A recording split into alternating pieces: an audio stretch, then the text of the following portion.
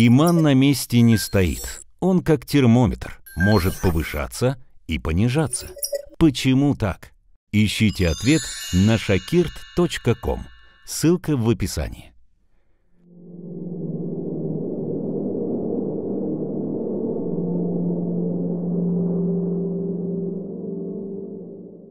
Мир, в котором мы с вами живем, это сон. Иллюзия, он нереален. Вот серьезно. Думаешь, это жизнь счастье? И 3-4 часов не пройдешь, без того, чтобы не устать или проголодаться, или в туалет не захотеть. Часа 3 всего протянешь. Ты зависим, всегда что-то надо. Большинство родителей, живущих здесь, растят своих детей, кормят их. Что будет с моим сыном, что будет с моей дочерью? Ты переживаешь за них до женитьбы, а после брака у тебя новые заботы. Их брак сложится? Или разведутся? У них дети будут? Они праведными будут? Нет счастья в этом мире. Не это счастье. Единственное счастье в вечной жизни. И если мы не трудимся для вечной жизни, то время, которое мы здесь провели, оно потеряно. Куда я попаду со своей жизнью? Чего заслуживаю? Сколько тебе? Каждый спросите себя, сколько мне лет? И будьте честны с собой. Что ты успел сделать в жизни? Что ты вложил в свою будущую жизнь? Что ты сделал, чтобы сказать: «О, Аллах, дождаться не могу. Жду не дождусь, пока покину этот мир. Я так взволнован. Я столько для тебя приготовил. Я так горд прожитой жизнью». Любого спроси. Величайшего ученого спроси. Брат, умереть готов? Ой, ты что, ты что? Не так быстро. Дай мне время. Чем ты занят? Что мы делаем? Аллах Субханаху ва Тааля говорит: поистине мы создали джиннов и людей только лишь для одной цели. Аллах сказал только, чтобы они поклонялись мне.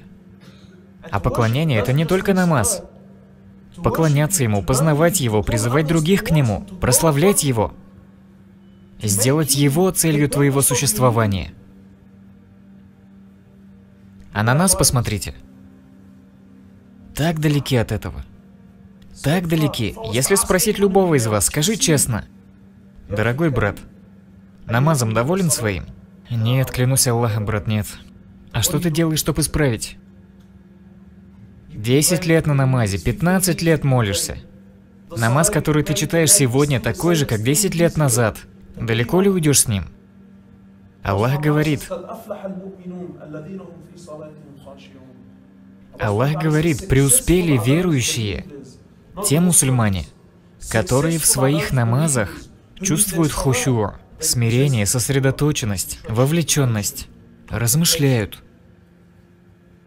А мы с вами по-прежнему. Про себя скажу, чтоб не обиделся никто. Как только говорю «Аллаху Акбар», начинаю думать о подругах 15-летней давности. О работе думать. Цифры в голове. Где моя мама, где моя жена, что она готовит. Думаю о чем и о ком угодно,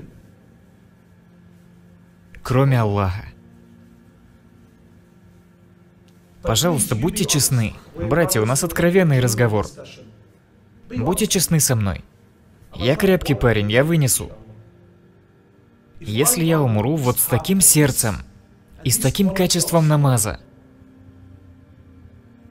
думаете, я заслужу рай? Насчет меня скажите. Если вот с таким качеством намаза умру, думаете, рай заслуживаю? Спроси любого.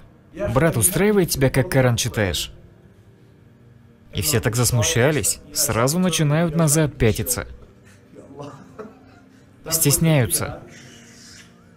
Таджвид поправить. Вот я с семьей. Среди отца, среди моих дядьев. Им всем за 50. Всем им за 50. И они все еще до сих пор, до сегодня. Это арабы, которые приехали с Ливана. И по сей день он возглавляет намаз. Сироту лазина ан'амта алейхим.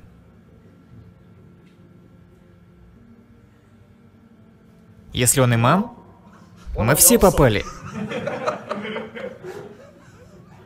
Имамом встанет такой, и мы все попали. Это смешно. Но всю его жизнь сироту лазина. Согласно большинству ученых, его намаз батуль неправильный. Неправильный его намаз. Так ты, ахи, выбери время посидеть с кем-нибудь. Поправить таджвид, поправить Коран. А братья говорят: брат, да мне стыдно. Мне ж уже 40 лет. Брат, а чё стыдиться-то? Люди не стыдятся заявлять, рекламировать, что они гомосексуалисты. Не стесняются этого, парады устраивают. Вот я людей видел. То, что они со своими лицами делали, позорище просто. А он идет по улице и такой гордый, счастливый. А одеваются люди как? Цвета-то какие? Мужик, взрослый мужик. Розовые носит. Не понимаю. Мне сказали, это стильно, Аллах знает лучше. Но взрослый мужик счастлив носить розовое, рекламирует это. А ты стесняешься прийти к кому-нибудь, посидеть с ним, сказать: научи меня читать книгу Аллаха. Люди начинают ходить на курсы, торговать начинают в 40 лет. Что постыдного научиться читать книгу Аллаха? Чё такого-то? Ученые говорят, 2 людей никогда не учатся. 2 никогда не научатся. Знаете кто? Тот, кто стесняется задать вопрос, такой никогда в жизни не научится. И высокомерный. Я и так знаю. Я и так в курсе. Такие никогда не научатся. Просим Аллаха не делать нас такими. Мы хотим учиться, хотим двигаться вперед. Не хочу включать негатив, братья. Но жизнь наша так коротка. Спроси себя, что я делаю. Сидели на экзамене когда-нибудь? Кто-нибудь сидел на экзамене? Кто-нибудь?